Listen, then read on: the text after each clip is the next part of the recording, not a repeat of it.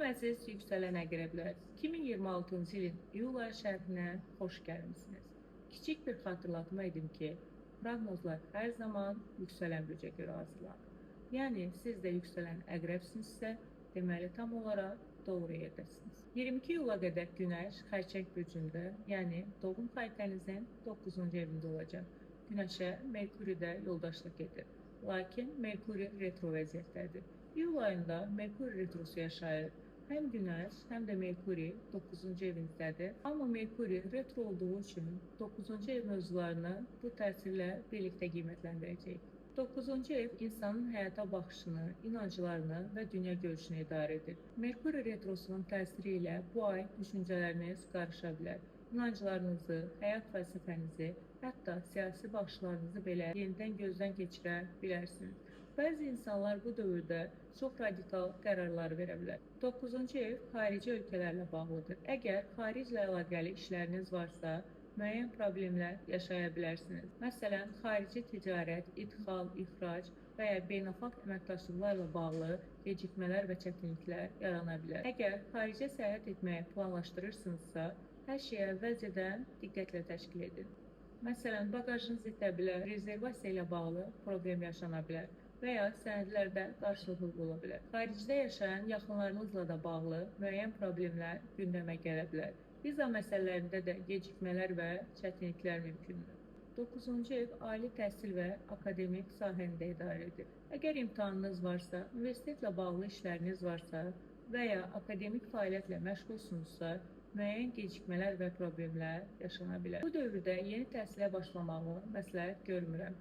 Əgər imtahan verirsinizsə, diqqətinizi maksimum toplamağa çalışın. 9-cu ev məhkəmə və hüquqi prosesləri də idarə edir. Bu sahədə müəyyən problemlər və gecikmələr yaşana bilər. Bəziləriniz məhkəməyə müraciət etməyə qərar verə bilər, yaxud sizə qarşı hüquqi proses başladığını öyrənə bilərsiniz. 9-cu ev həm də həyat yoldaşının ailəsində ifadə edir. Bu sahələrdə də müəyyən problemlər və ya vacib hadisələr yaşana bilər. 9-cu ev həmçinin media və yayımçılıq sahəsində idarə edir. Əgər sosial media ilə məşğulsunuzsa, televiziya, radio, reklam, media və ya aktyorluq kimi sahələrdə işləyirsinizsə, burada da müəyyən ləngimələr və problemlər yaşana bilər. 22 iyuldan etibarən Günəş Şir bürcünə, yəni doğum xəritənizin 10-cu evinə keçir. Artıq Yupiterdə bir il müddətinə Şir bürcündə, yəni sizin 10-cu evinizdə olacaq. Üstəlik, 22 iyul 3 avqust tarixləri arasında Günəş-Yupiter qovuşumu yaşayacaqsınız.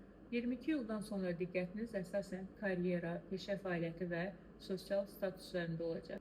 Karyera baxımından da çox gözəl dəstək alırsınız. İş həyatınız canlanacaq, yeni iş təklifləri ala bilərsiniz. Bu dövrdə ailə ilə bağlı məsələlər də ön plana çıxacaq.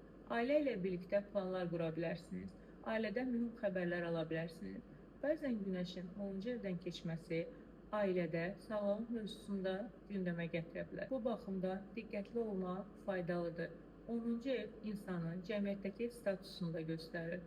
Bu səbəbdən evlənmək, ailə qurmaq və ya valideyn olmaq qərarı vermək üçün də uğurlu görünür. 22 iyuldan 3 avqusta qədər Günəş-Yupiter qovuşumu davam edəcək. Xüsusilə 27 iyul və 3 avqust tarixləri çox uğurludur. Bu tarixlərdə yeni işə müraciət edə bilərsiniz, evlənə bilərsiniz, yeni layihəyə başlaya bilərsiniz və ya həyatınızda yeni qərarlar qəbul edə bilərsiniz. Bu tarixlər yeni başlanğıclar üçün çox uğurlu hesab olunur. 29 iyulda Dolça bürcünün 6 dərəcəsində dolunay baş verəcək. Dolça sizin doğum xəritənizdə 4-cü evdir. Bu səbəbdən 29 iyul ətrafında 4-cü ev mövzuları ön plana çıxacaq. Bir çoxunuz ailə ilə bağlı mühüm xəbərlər ala bilərsiniz. Ailə daxilində vacib hadisələr baş verə bilər. Ortaq ailə mövzuları gündəmə gələ bilər. Bəziləriniz üçün köçmək, ev almaq, ev satmaq və digər əmlak məsələləri də ön plana çıxa bilər.